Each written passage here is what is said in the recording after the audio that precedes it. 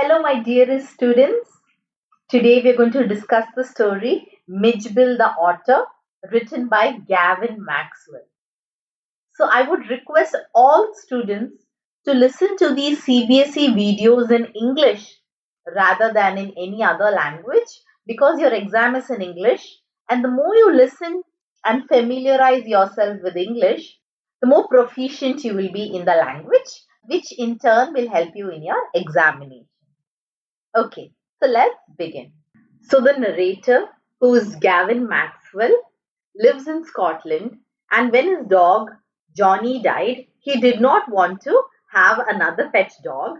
That is why he decides to own an otter. So, through the story, the narrator shares the experiences of having an otter as a pet, as well as the funny incidents that took place in his life. So let's begin. Early in the new year of 1956, I traveled to southern Iraq. By then, it had crossed my mind that I should like to keep an otter instead of a dog, and that Campsferna, ringed by water, a stone's throw from its door, would be an eminently suitable spot for this experiment. So the narrator lives in a very peaceful and beautiful spot in Scotland known as Camusferna, and he lived very close to a water body. So the word stone's throw is actually an idiom which means close by or very close. So what was this experiment of his? To own an otter instead of a dog because he had recently lost his pet dog and he did not want to own another dog. So he decided to domesticate an otter.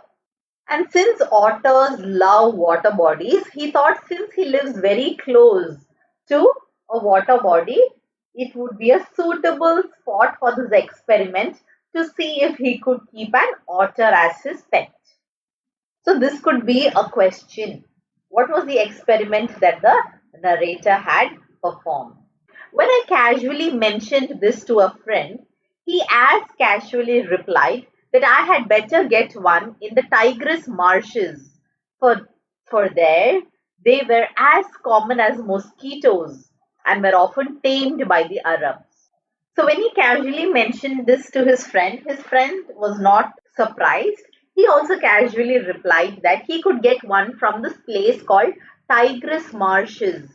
So this Tigris Marshes is a marshland in Iraq, and he said that the otters were so common, like there were mosquitoes, they were innumerable in number, and they were tamed by the Arabs. Tamed means controlled, like subdued. We were going to Basra. So Basra is a place in southern Iraq, to the consulate general to collect and answer a mail from Europe.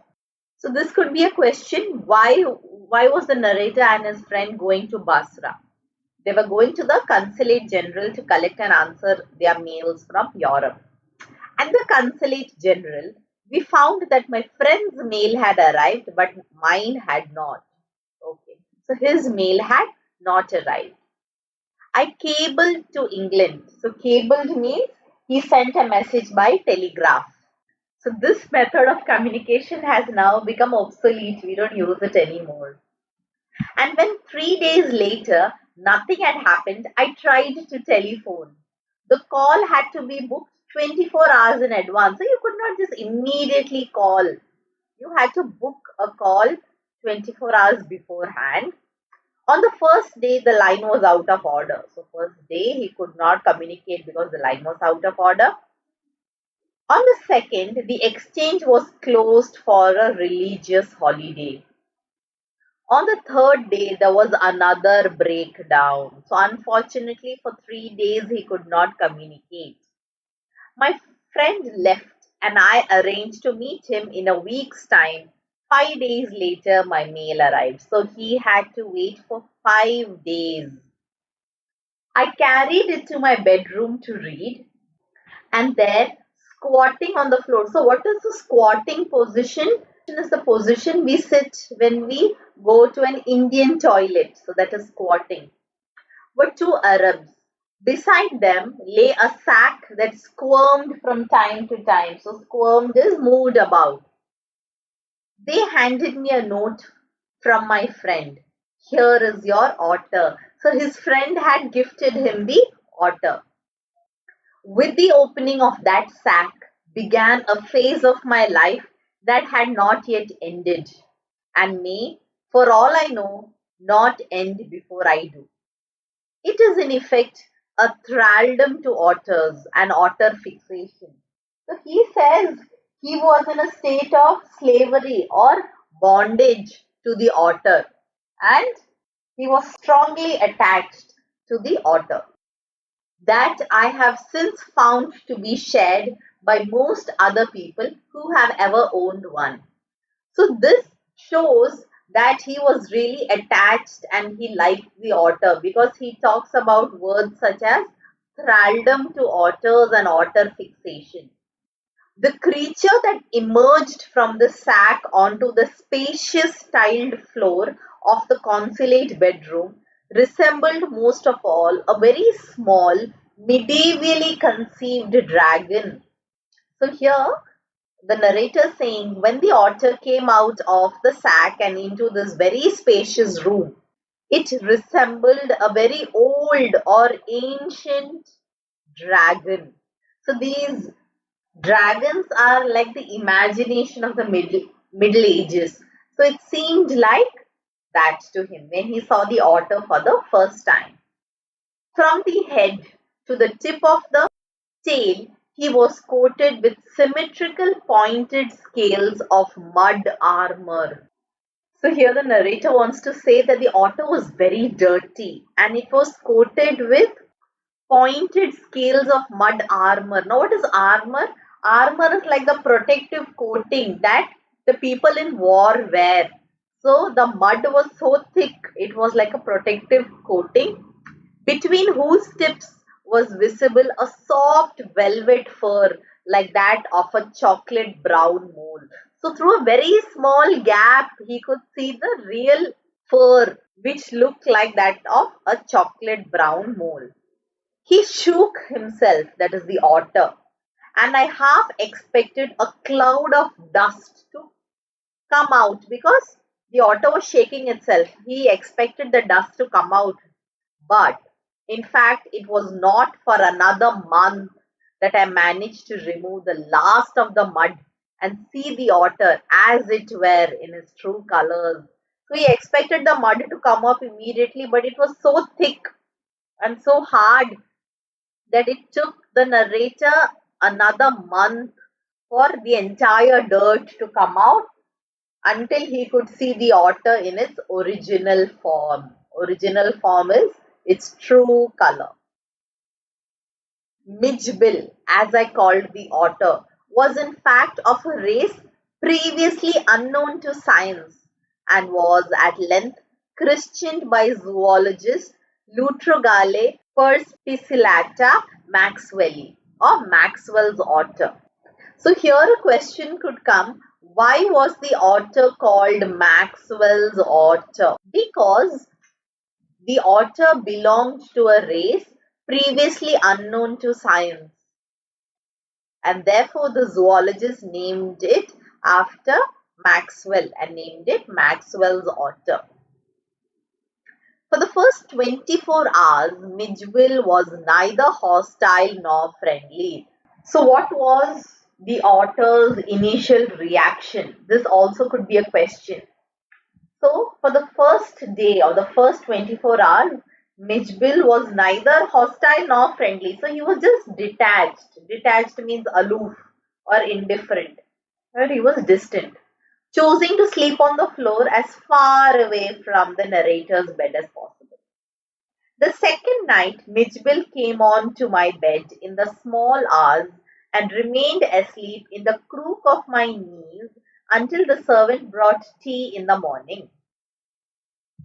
So by the second day, he then approached the narrator. And during the day, he began to lose his apathy. Apathy is lack of interest. And decided to take a keen or a much too keen interest in his surroundings. So here the question could come, what was the otter's initial reaction and then how was he in the second day?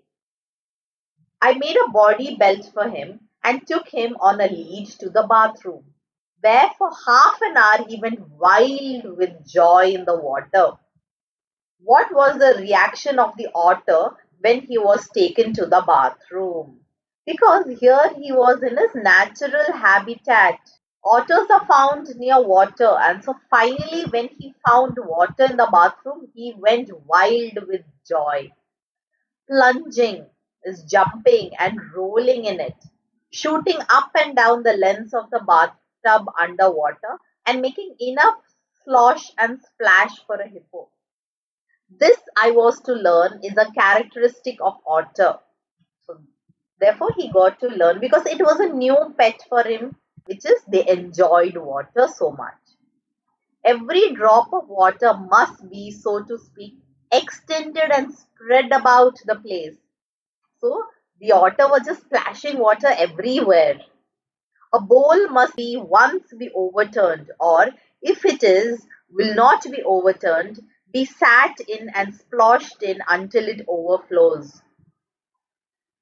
So here the narrator is saying that the otter was splashing so much water that all the water in the tub should be overturned. Water must be kept on the move and made to do things. When static, it is wasted and provoking. So the otter did not enjoy the water to be static. Static means just kept without moving. And when it was static, the otter felt that the water is wasted and he felt annoyed or irritated. 2 days later, Mijbil escaped from my bedroom as I entered it, and I turned to see his tail disappearing round the bend of the corridor that led to the bathroom. So 2 days later, what happened? Mijbil on his own went to the bathroom. By the time I got there, he was up on the end of the bathroom and fumbling at the chromium taps with his paws. So he was trying to open the taps on his own with his paws. I watched, amazed. In less than a minute, he had turned the tap far enough to produce a trickle of water, and after a moment or two, achieved the full flow.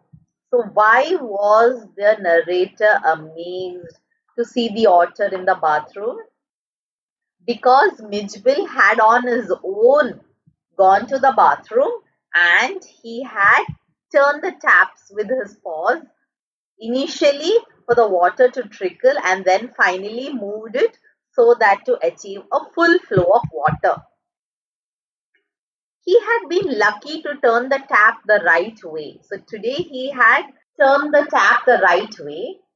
On later occasions, he would sometimes screw it up still tighter. That means he would turn it the other way round, chittering with irritation and disappointment at the tap's failure to cooperate. So sometimes when the otter turned it on the opposite side and made the pipe tighter or the tap tighter, he would then be irritated and disappointed. Very soon, Midge, so Mijbil became lovingly called Midge, would follow me without a lead and come to me when I call his name. So he would respond to his name as well. He spent most of his time in play. He spent hours shuffling a rubber ball round the room like a four-footed soccer player, using all 4 feet to dribble the ball. So he would play with the ball for hours together. He could also throw it with a powerful flick of the neck to a surprising height and distance. But the real play of an otter is when he lies on his back and juggles with small objects between his paws. Marbles were Midge's favorite toy. So this could be a question. What was his favorite toy? For this pastime, he would lie on his back, rolling two or more of them up and down his wide, flat belly, without ever dropping one to the floor. So here the questions could be, how would Mijbil play? So you can write all these answers. The days passed peacefully at Basra, but I dreaded the prospect of transporting Midge to England and to Camasperna. So the British airline to London would not fly animals, so it does not allow animals to fly. So I booked a flight to Paris on another airline and from there to London. So it was not a direct flight. The airline insisted that Midge should be packed in a box not more than 18 inches square. So they had a requisite that the otter, should be packed in a box which is not more than 18 inches square to be carried on the floor at my feet. So it should be with him, but at his feet. I had a box made, and an hour before we started, I put Midge into the box so that he would become accustomed to it and left for a hurried meal. So, 1 hour before the journey, what did he do? He put the otter in the box so that he could get used to the box, and he went to eat a hurried meal because it was getting late. So when he returned after his meal, there was a shocking spectacle. What had happened? There was complete silence from the box. But from its air holes and chinks around the lid, blood had trickled and dried. The narrator was shocked because there was total silence from the box and blood had come out from the holes. I whipped off the lock and tore open the lid, and Midge, exhausted and blood spattered, whimpered and caught at my leg. So Midge had tried to escape from the box, and during that he had hurt himself and he was exhausted now. He had torn the lining of the box to shreds. So it was shredded and it was totally broken. When I removed the last of it so that there were no cutting edges left, so he then made sure that there were no sharp edges left. It was just 10 minutes until the time of the flight, and the airport was 5 miles distant. I put the miserable Midge back into the box, holding down the lid with my hand, so he was terribly late for the flight. I sat in the back of the car with the box beside me as the driver tore through the streets of Basra like a ricocheting bullet. So, a ricocheting bullet is a bullet which changes direction after hitting a surface. So, here he was tearing through the streets, going so fast like a bullet. The aircraft was waiting to take off. I was rushed through it by infuriated official. Infuriated means very angry because he was so late. Luckily, the seat booked for me was at the extreme front. I covered the floor around my feet with newspapers, rang for the air hostess, and gave her a parcel of fish for Midge to keep in a cool place till mealtime. I took her into my confidence about the events of the last half hour. So he told her all the incidents that happened in the last half hour, and I have retained the most profound admiration for that air hostess. She was the queen of her kind. She suggested that I might prefer to have my pet on my knee, and I could have kissed her hand in the depth of my gratitude. So here the author calls the air hostess the queen of her kind. Why? Because she was very kind. She listened to the appalling incident that took place to him, which made him delay, and also she to allow the author to keep the pet on his knees. But not knowing otters, I was quite unprepared for what followed. Since owning a pet was a novel experience for the narrator, he wasn't prepared for what was about to follow. So let's see what chaos he caused in the flight. Midge was out of the box in a flash. He disappeared at high speed down the aircraft. So you can imagine he was imprisoned in a box for an hour, so he wanted freedom.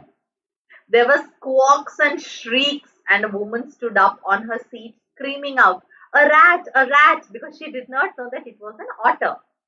I caught sight of Midge's tail disappearing beneath the legs of a portly white turbaned Indian. Driving for it, I missed, but found my face covered in curry. Perhaps, said the air hostess with the most charming smile, it would be better if you resumed your seat, and I will find the animal and bring it to you. So people were screaming and shrieking in the aircraft, and when he tried to catch the otter, he missed it, but the curry that an Indian was eating fell onto the face of the narrator. I returned to my seat and I was craning my neck trying to follow the hunt when suddenly I heard from my feet a distressed chitter of recognition and welcome.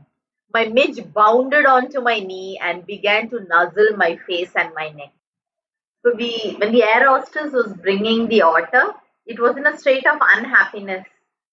But when it saw the narrator, it jumped quickly onto its knee and then began to nuzzle his face and his neck. Midge and I remained in London for nearly a month. He would play for hours with a selection of toys, ping pong balls, marbles, rubber fruit, and a terrapin shell that I had brought back from his native marshes. So, terrapin is the shell of a turtle. With a ping pong ball, he invented a game of his own which could keep him engrossed for up to half an hour at a time. So, he invented a new game. A suitcase that I had taken to Iraq had become damaged on the journey home, so that the lid, when closed, remained at a slope from one end to the other. Mitch discovered that if he placed the ball on the high end, it would run down the length of the suitcase. He would dash around to the other end to ambush its arrival. So, ambush is like a surprise attack. Hide from it, couching, to spring up and take it by surprise, grab it and trot off with it to the high end once more. So this is how Mijbil kept himself busy in London, where he invented a game with ping pong ball and also played with his damaged suitcase. Outside the house, I exercised him on a lead precisely as if he had been a dog. Midge quickly developed certain compulsive habits on these walks in the London streets, like the rituals of children who, on their way to and from school, must place their feet squarely on the center of each pavement block. So these children have many compulsive habits, right? Like they will only step in the middle of the tile and not touch the lines in the side, or they will only go on a particular color tiles and not the other. So this otter also had certain compulsive habits that children have. So here the narrator is talking about the rituals that children have, and then he is going to talk about what his otter would do. So here he's talking about the rituals of children. Must touch every seventh upright of the iron railing. So iron railing, like some children will touch on the seventh railing, or pass to the outside of every second lamp post. Opposite to my flat was a single storied primary school, along whose frontage ran a low wall some 2 feet high. On his way home, but never on his way out. So, this is why he said that he had a compulsive habit like children, because when they left the house, he did not follow it, but only when they were on the way back home, Midge would tug me to this wall, jump onto it, and gallop the full length of its 30 yards, to the hopeless distraction both of pupils and of staff within. So Midge would run along the full length of 30 yards on the wall, and he would distract the children as well as the staff. It is not, I suppose, in any way strange that the average Londoner should not recognize an otter, but the variety of guesses as to what kind of animal this might be came as a surprise to me. So he's saying it did not come as a surprise to me that an average Londoner does not recognize an animal like an otter, but the various guesses that the otter got was surprising. Otters belong to a comparatively small group of animals called mustelins, shared by the badger, mongoose, weasel, stoat, mink, and others. So the author is saying that the otter belongs to a family which also consists of all these animals. I faced a continuous barrage of conjectural questions. So the author had to go through a continuous stream of questions with speculations or guesses from the people that sprayed all the Mustelinis but the otter. More random guesses hit on a baby seal. So none of the people guessed any other animal from the same family, that is the Mustelinis. But the random guesses were a baby seal, a squirrel, a walrus. Is that a walrus, mister? Reduced me to giggle. So he started laughing when people asked if that otter was a walrus. And outside a dog show, I heard a hippo. Someone called it a hippo. A beaver, a bear cub, a leopard, and one apparently that had changed its spot, and a brontosaur, that is a dinosaur. And Midge was anything but an otter. So it was amusing for the author to see that everyone had called it very amusing names. But the question for which I awarded the highest score came from a laborer digging a hole in the street. I was still far from him when he laid down his tool, put his hand on his hips, and began to stare. As I drew nearer, I saw his expression of surprise and affront. So affront is an insulting remark, as though he would have me know that he was not one upon whom to play jokes. I came abreast of him. Abreast means side by side. He spat, glared, and then growled out, "Here, mister, what is that supposed to be?" So he had no clue of what animal it was, and therefore the author gave this question the highest score. So, what an amusing story this was, isn't it? Of the author having a very unexpected pet and the very different experiences he had. If you're a subscriber, thank you so much. If you haven't subscribed, what are you waiting for? Do it right now. I'm praying for each one of you. God bless.